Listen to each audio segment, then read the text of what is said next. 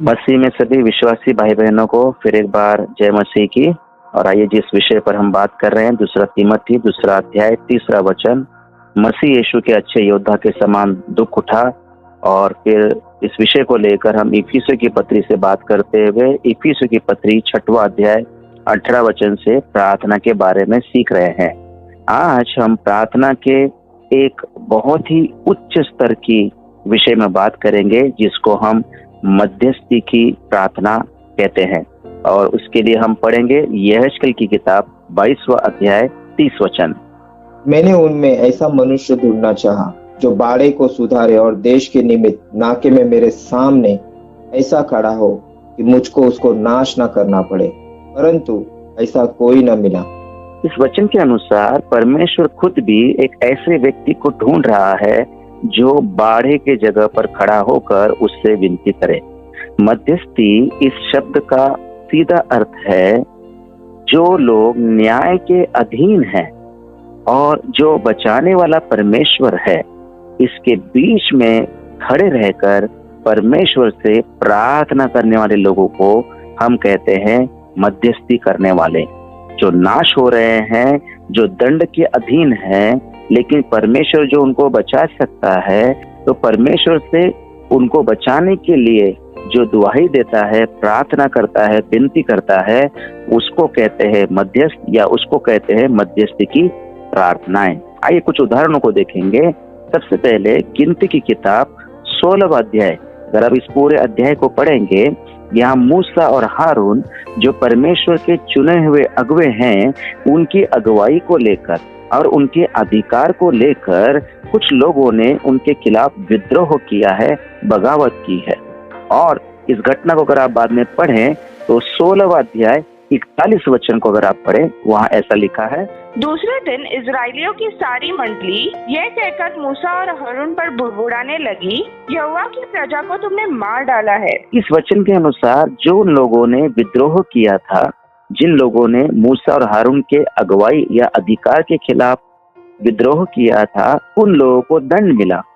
परमेश्वर ने यह दंड उन्हें दिया। लेकिन इजरायली प्रजा दूसरे दिन मूसा और हारून के विरुद्ध आए और उन्होंने मूसा और हारून पर यह आरोप लगाया, तुम्हारे कारण वो लोग मारे गए। और फिर यहाँ पर फिर समस्या खड़ी हुई है। 16वां अध्याय 45 वचन को पढ़ेंगे, तुम उस मंडली के लोगों के बीच से हट जाओ कि मैं उन्हें पल भर में भस्म कर डालूं। अब जब ये बात हो रही है, जब वो लोग मूसा और हारून के ऊपर ये इल्जाम लगा रहे हैं, तब परमेश्वर बीच में आता और उनको कहता है तुम हट जाओ, क्योंकि वो उन लोगों के बीच में खड़े थे। और परमेश्वर उनको कह रहा है तुम हट जाओ, मैं इन लोगों को नाश कर दूंगा, या मैं इन लोगों पर दंड ले आऊंगा। और 16वां अध्याय 46 वचन पढ़ें, क्या लिखा है, क्योंकि यहोवा का कोप अत्यंत भड़का है और मरी फैलने लगी है। तुरंत इस घटना में हम देखते हैं परमेश्वर का क्रोध फिर एक बार भड़का है और मरी फैलने लगी है।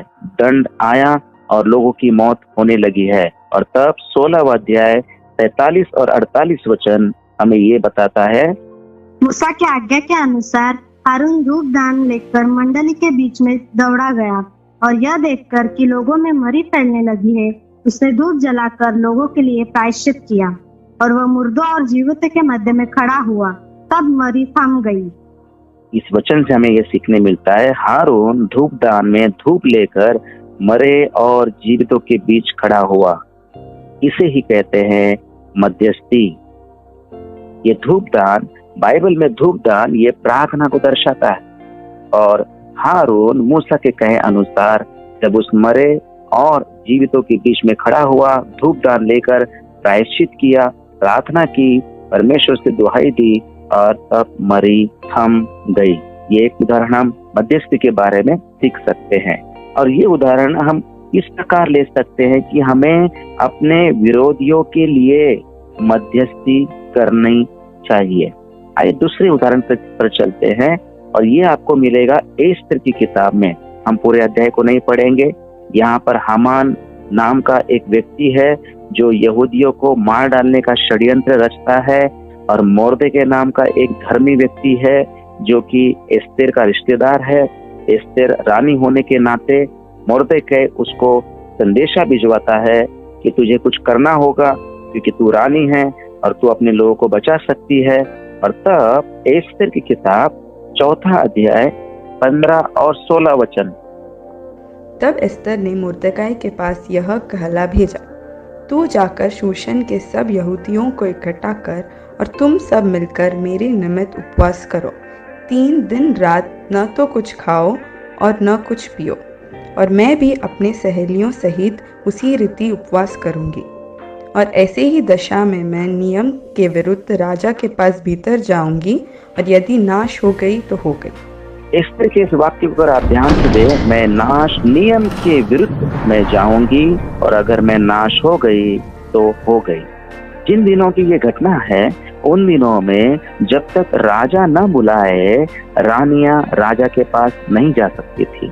लेकिन क्योंकि यहूदी लोग मुश्किल में थे, यहूदियों के खिलाफ हामान ने मार डालने की पूरी योजना और षड्यंत्र रच लिया था, एस्तेर रानी ने जो है निर्णय लिया, मैं उपवास करूंगी। और जब उपवास का जिक्र आता है, उसके साथ प्रार्थना भी जोड़ी जाती है। इसका सीधा अर्थ यह है कि एस्तेर रानी ने 3 दिन उपवास और प्रार्थना की, और आगे की घटना अगर हम पढ़ेंगे तो हामान की योजना नाकाम हुई, और इतना ही नहीं, उसकी योजना उसी के ऊपर पलट दी गई और उसी की मृत्यु हो गई। इस प्रकार एस्तेर भी हमें एक मध्यस्थी के रूप में देख सकते हैं। और यहाँ पर जब शत्रु आपके खिलाफ योजनाएं बनाए, शत्रु शैतान जब आपके खिलाफ योजना बनाए, तब भी आप मध्यस्थी कर सकते हैं या आपको मध्यस्थी करनी चाहिए। तीसरे उदाहरण की तरफ और हम जाएंगे, वो हमको मिलेगा नेहेम्या की किताब में, उसका 1 अध्याय 3 और 4 वचन को अगर हम पढ़ें। उन्होंने मुझसे कहा, जो बचे हुए लोग बंधुआई से छूटकर उस प्रांत में रहते हैं, वे बड़ी दुर्दशा में पड़े हैं और उनकी निंदा होती है, क्योंकि यरूशलेम की शहरपनाह टूटी हुई और उसके फाटक जले हुए हैं।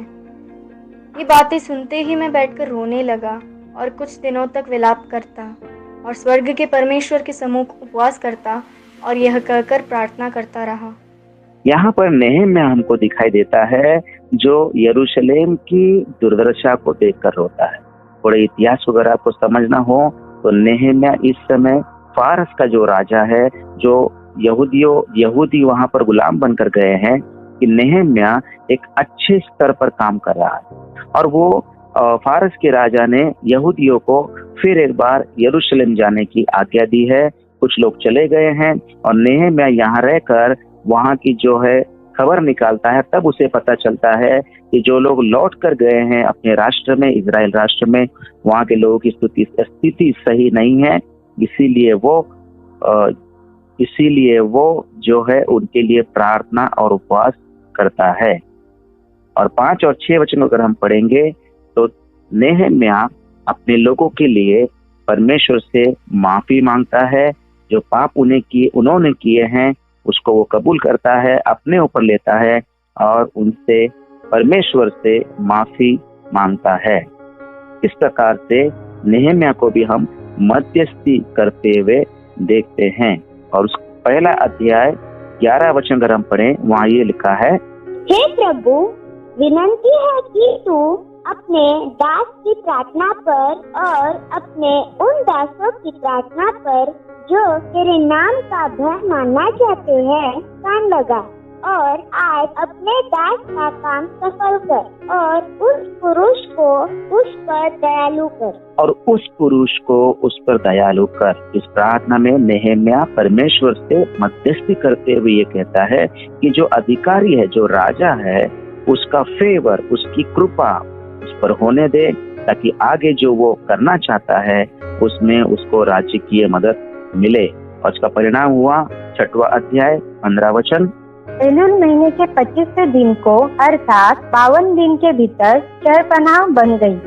यहाँ पर हम देखते हैं 52 दिनों में ही शहरपनाह बना दी गई। और यहाँ पर हम देखते हैं यरूशलेम की पुनर्स्थापना के लिए जो है नेहेम्या ने मध्यस्थी की है। तो हम किसी के जीवन के लिए, शहर के लिए, देश के लिए कि परमेश्वर उनको पुनर्स्थापित करे, उनको फिर से बनाए, इसके लिए भी मध्यस्थी की जा सकती है। तो इस मध्यस्थी के कुछ उदाहरण हमने देखे और बातें हम अगले भाग में देखेंगे। आइए प्रार्थना करें। प्यारे पिता यीशु के नाम से मध्यस्थी की प्रार्थना का महत्व हमें समझा और एक अच्छे मध्यस्थी की प्रार्थना करने वाले तो हमें बना, ऐसी विनती करते हैं। यीशु के नाम से मांगते हैं, सुन और कबूल कर देता। आमीन।